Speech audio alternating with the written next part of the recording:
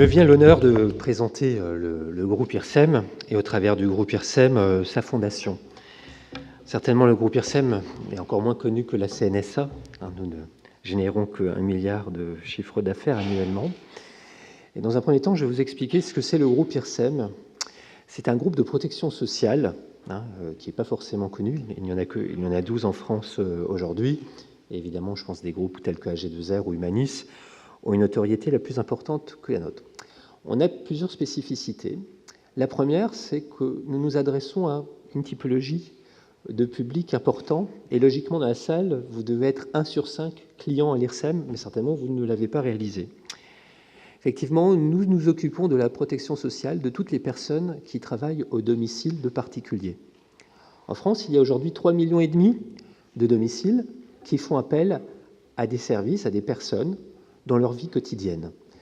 Et ce que je dis toujours au niveau de notre groupe IRSEM, finalement, on accompagne les foyers, la famille, tout au long de la vie, de la naissance jusqu'au décès. C'est une partie importante.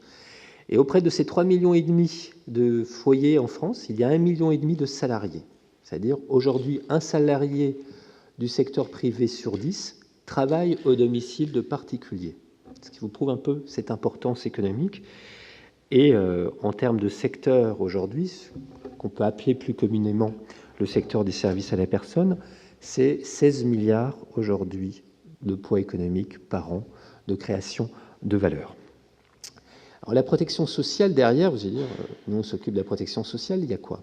Il y a évidemment la retraite complémentaire. Vous connaissez tous, certainement si vous êtes salarié, vous cotisez à l'une des caisses de l'ARCO que j'ai déjà désignée.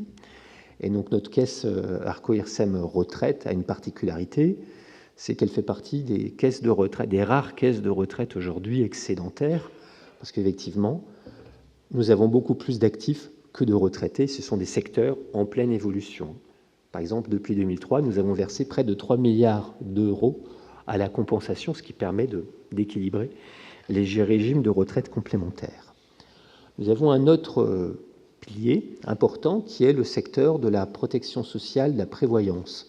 C'est-à-dire aujourd'hui, le groupe IRSEM assure, lorsqu'une personne a un accident de la vie, elle se trouve en arrêt de travail pour courte ou longue durée, voire elle décède, le fait d'avoir un complément de revenus qui lui assure la stabilité des revenus lorsqu'elle est en arrêt jusqu'à son départ à la retraite. Et en cas d'un décès, parce qu'on peut me décéder à tout âge, il ne faut jamais l'oublier, nous notamment, nous aidons la famille en versant des capitaux. Voilà pour l'activité de notre groupe, qui est une activité, je veux dire, de la protection sociale que l'on retrouve à chaque fois. Mais les groupes de protection sociale ont une particularité. Ce ne sont pas des assureurs classiques.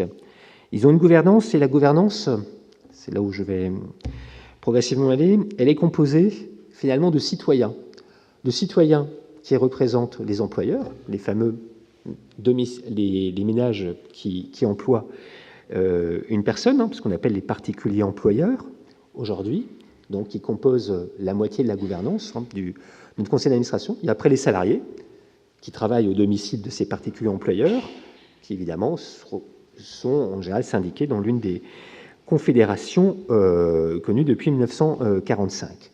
Donc c'est-à-dire qu'on a une gouvernance aujourd'hui, c'est vraiment un lieu démocratique d'échange et qui permet justement comme je dis toujours, de ne pas être une entreprise au sens classique et on va dire capitalistique, où on recherche la maximisation du profit à court terme, mais qui a une vision citoyenne de ne pas maximiser son profit, mais d'être équilibré, avoir une vision, mais d'investir. Tous les groupes de protection sociale et plus largement les assureurs, nous sommes des investisseurs institutionnels. Notre monde aujourd'hui, il ne faut jamais l'oublier, représente, investit, donc finance l'évolution, la croissance du pays pour 1/3 de tous les investissements sur les marchés qui se font. Et je dis, on est investisseur institutionnel, mais j'ai envie de dire, on se doit d'être investisseur durable. Et durable, il y a effectivement les marchés financiers classiques, les sociétés qui émettent des obligations, les actions, mais aussi le travail qui est fait dans la recherche, dans la créativité, et aider l'ensemble des acteurs économiques à se mobiliser. Parce que nous avons tous conscience au sein de notre gouvernance, qui est importante, que Nous avons la chance, et il faut être, je crois, dans ces temps de pessimisme, optimisme, on a une société qui se transforme de manière accélérée. Et il n'y a pas le modèle, s'il y a une certitude, on se dit, les libéraux disent qu'on est dans une société capitaliste, mais en réalité, on est déjà dans le post-capitalisme. Et ce qui fait que les structures mutent et existeront, c'est évidemment, le premier lieu, c'est la connaissance. Aujourd'hui, c'est l'investissement dans la connaissance et le développement de la connaissance. C'est la refonte des modèles managériaux.